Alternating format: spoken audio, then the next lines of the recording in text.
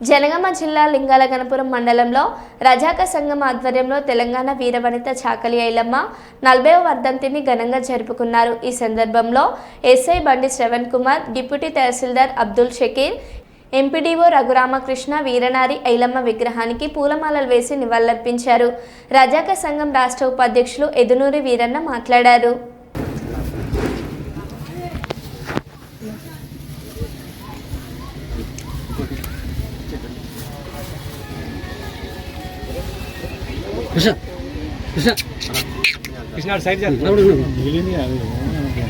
జోహార్ చాకలేలమ్మ గారికి, జోహార్ జోహార్ చాకలేలమ్మ గారికి, జోహార్ జోహార్ ఐలమ్మ ఆశయాలను కొనసాగిద్దాం, ఐలమ్మ ఆశయాలను కొనసాగిద్దాం. జై రజక, జై రజక, జై రజక, జై జై రజక.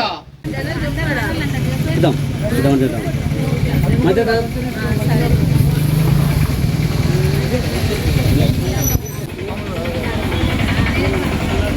రైట్ ఇట్లా అడిగితే పోరాడు సూపర్ సూపర్ అడిగాడు సార్ ఫోన్ ఇక్కడ సార్ సార్కి సార్కి సార్ సార్ మేడం రైట్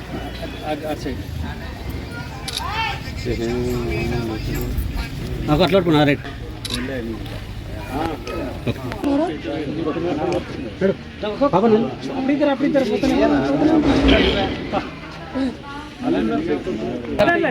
చెప్తానే ఉండదు నువ్వు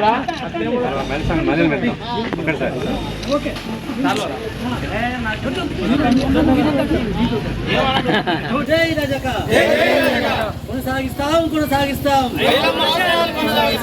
కొనసాగిస్తాం కొనసాగిస్తాం జై రజక జై రజక జై రజక జై రజక రజకుల ఐక్యత వర్ధిల్లాలి రజకుల ఐక్యత వర్ధిల్లాలి. ఈరోజు జనగామ జిల్లా లింగాలపురం మండల కేంద్రంలో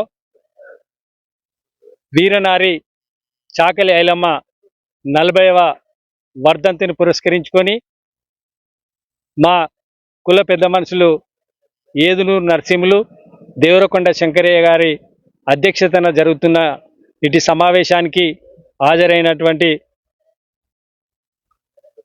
ఎస్ఐ గారికి, అదేవిధంగా మండల డిప్యూటీ తహసీల్దార్ గారికి, ఎంపీడీఓ గారికి, అధికారులందరికీ, అదేవిధంగా మార్కెట్ కమిటీ డైరెక్టర్ బుట్టెడ్డి శ్రీలత రాజా రవీందర్ రెడ్డి గారికి, పత్రికా విలేకరులందరికీ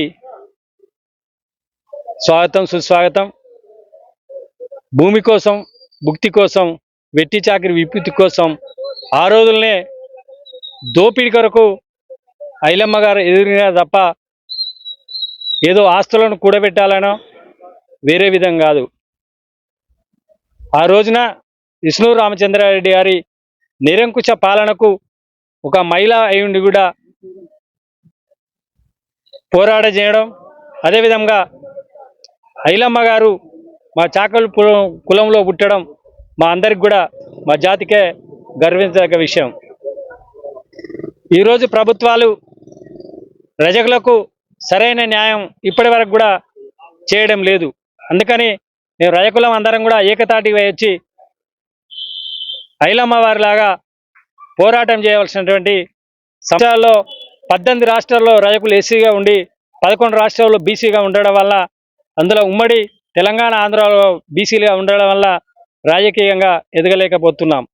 ఈరోజు చూసినట్టయితే రాష్ట్రంలో 19 అసెంబ్లీ నియోజకవర్గాలు, 17 అసెంబ్లీ పార్లమెంటు స్థానాలు 17 ఉంటే మా బీసీఏ ప్రకారం 100కు 7 ఎమ్మెల్యే సీట్లు మాకు ఉండాలి.